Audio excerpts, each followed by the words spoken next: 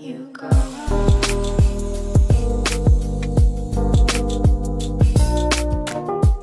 What is up, guys? I do hope you're well. My name is Mark and we're back with some more r/entitled people.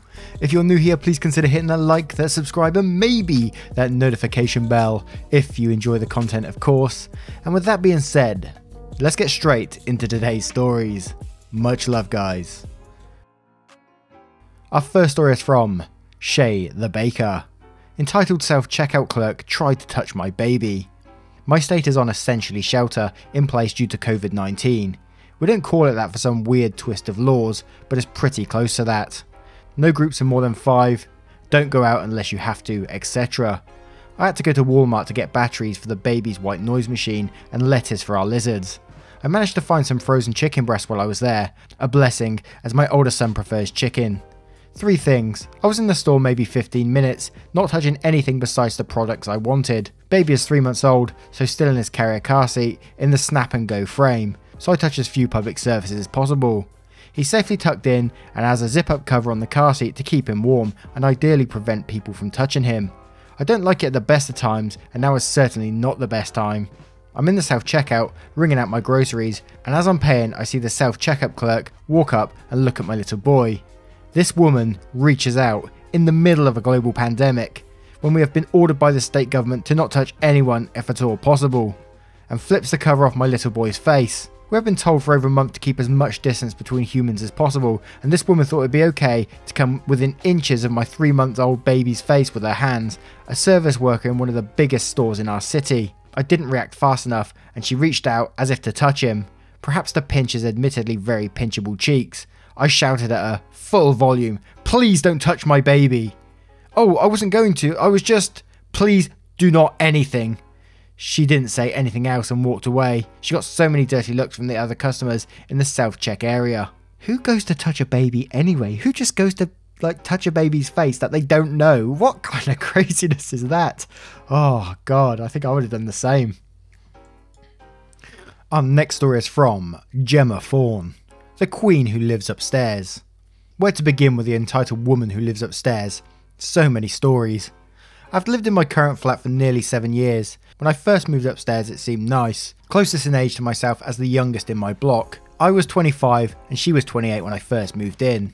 First thing to be said about her, she will tell you till the cows come home that she's a good neighbour, looks out for everyone, blah blah blah. Within a week or so, I'd hit my patience limit with 1,000th time she slammed her door at stupid o'clock at night. Went to ask her not to, got told it's not her fault. Our internal doors are fire doors, so they close themselves. I can't expect her to stop the slamming every time. So for a couple of days I let my door slam all the time, and she called the landlord on me. Roll forward to the first winter there, knock on the door first cold night to demand I turn my heating on. I'm in the middle flat of 9, so my flat is always warm, being covered all sides. I refuse, as at this point I still had my windows open due to the warmth in my flat. She had a full-on meltdown about she's disabled. Only way she's disabled is that she's never been told no, and I have to turn my heating on, so she didn't have to waste her benefit money on heating.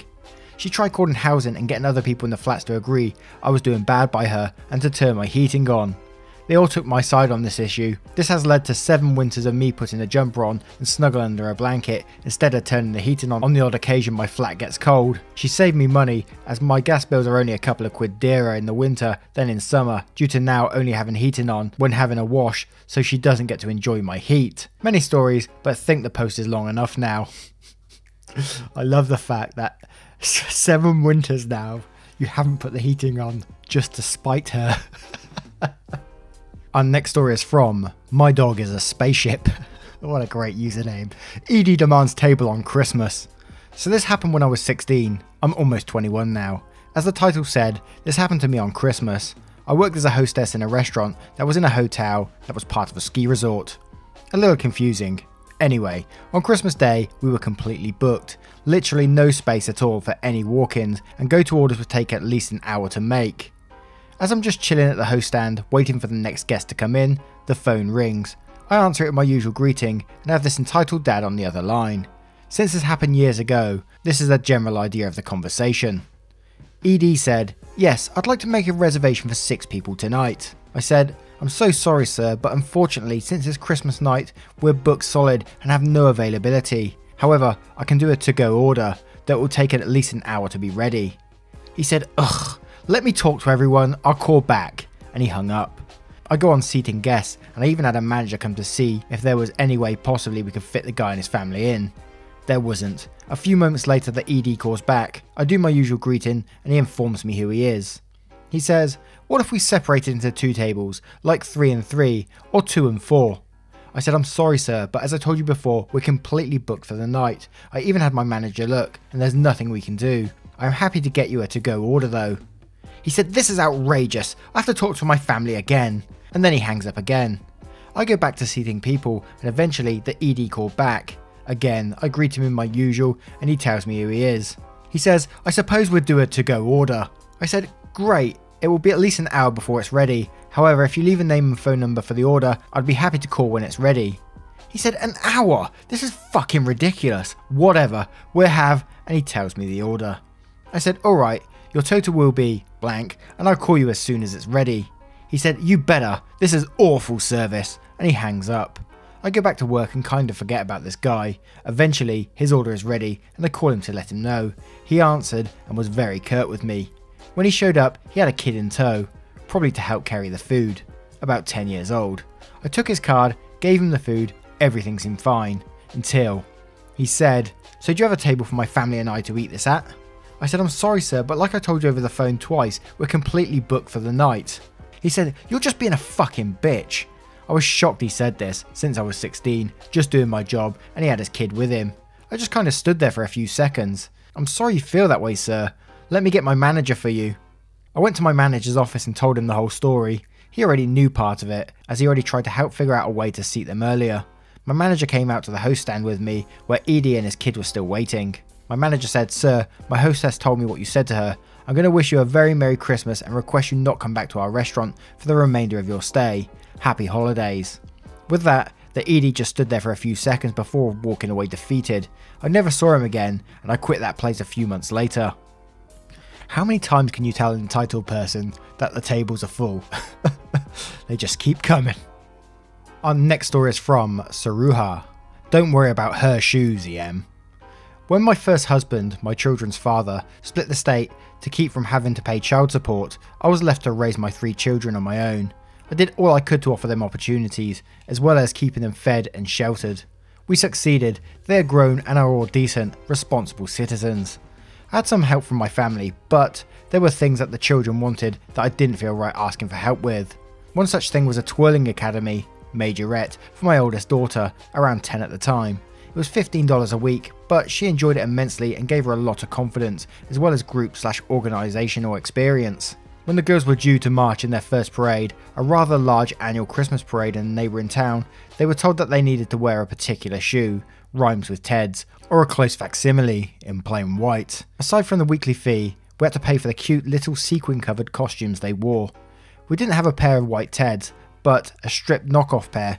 I purchased a bottle of white shoe polish and went to work, covering the entire shoes. They took several coats. I did a pretty good job, if I must say so myself. On the day of the parade, another girl and her mother, entitled Mum, were talking with the Twirling Academy instructor/owner. The girl's shoes weren't anything like Ted's, nor were they all white. The instructor was telling the girl and her mother that her shoes weren't acceptable and she wouldn't be allowed to march in the parade wearing them. The mother, annoyed that her daughter couldn't be an exception, points to my daughter's shoes accusingly and asks, "What about hers?" The instructor, having already approved my paint job shoes, replied harshly, "You don't worry about her, that's my business." My daughter shined like the little star she imagined she was that day. That just sounds like an amazing mum, and what a great, kind of a wholesome story as well, right? Our next story is from Cuberian. Mother tried to get me fired for corrupting young children with sinful and satanic behaviour. As preface, I don't worship Satan, I play Dungeons and Dragons. So last year I got invited to a work as a swim coach at a country club, where I first started swimming, as I know swim at the D1 college level. This was an incredible opportunity for me, and I loved it. I am very well liked by almost all the parents, even some I've known for over a decade. The entitled mother in this story was pretty new, only being there now for a year. Last summer I've been getting into Dungeons and Dragons, and I honestly love it so much. I was at a game store looking at getting new dice and books while having a guy there explain miniatures to me when EM came in, as she had seen me outside. She was very nice and asked me what I was doing there. I said I was here to get some stuff to play D&D, and that's when things turned bad, as she started to call me a Satan worshipper, saying her piece, then left. I thought that was the end of it. Boy, was I wrong. The next day at practice, I was with this little 5-year-old boy who I'd known since he was born, and the EM came over to yell at me to not corrupt him. After yelling at me, the little boy's mother came over to me and asked me what was going on. The EM said I was a Satan worshipper, and maybe worse, insinuating I was a paedophile. This mother had known me since I was a little kid and had helped babysit her youngest 2 children, and was always best friends with her oldest kid who had Down syndrome, but he was the coolest guy I'd ever met, and he and I did private lessons all the time. Looking confused, I explained the situation, and the mum helped me to get her to back off. Yet, it didn't end there. She talked to the other parents at the club to get them against me. Unfortunately for her, I was the club's golden boy, a title I don't really like or care about. I got it for being the team's best swimmer ever and really good with kids. When this didn't work, she went to my boss, the head coach. Now the head coach didn't like me, as I had tried to get her fired. There's several reasons I did this. Mainly she, as the head lifeguard, left no one out there to watch the pool, to go on dates, then got a promotion. I got treated poorly, but when going to the higher up, she was let go. I'd also known him since I was a kid as well.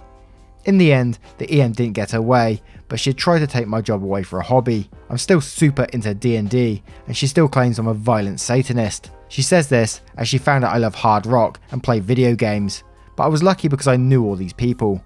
It's sad because to avoid dealing with this, I don't think I will be applying again this year, which is upsetting because of all the memories there, and it was ruined by a game meant to help people connect socially, be creative, use problem solving, and just have fun.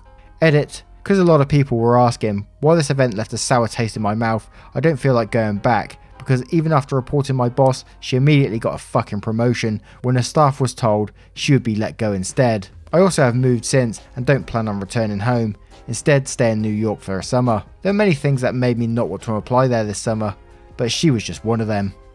There's a new one, guys. D&D makes you a Satanist, and I know we've got a lot of D&D players in our community. Satanists! Anyway guys, I hope you did enjoy these stories. If you did, you know what to do. Maybe hit that like, maybe that subscribe, and maybe that notification bell. Stay safe out there. Much love to you, and I'll see you in the next one. Take care now.